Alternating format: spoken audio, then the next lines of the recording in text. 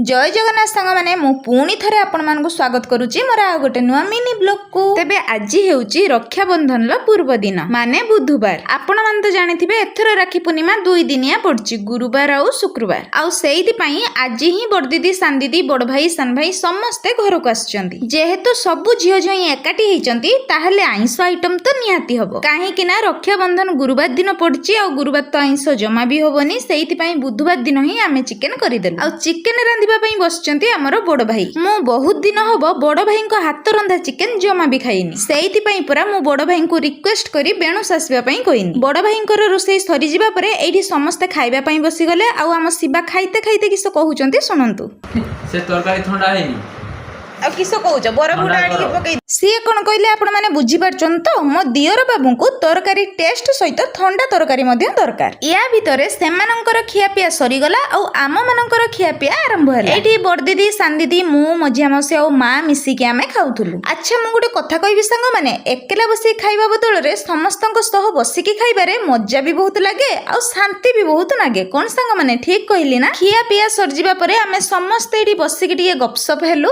आउ गोटे कथा सांग माने सब काम सारी की गपसप करिबारे जो मजा थाए ना सेटा आपण माने बहुत भलो भाबरे बुझी परथुबे। काली जेहेतु राखी पूर्णिमा पिठा तो निहाती हबो ठाकुरंक पाखरे भोग लागिबा पई। सेइति पई मु आजि रोही नडिया कुरी की पूरा करी रखी देनी।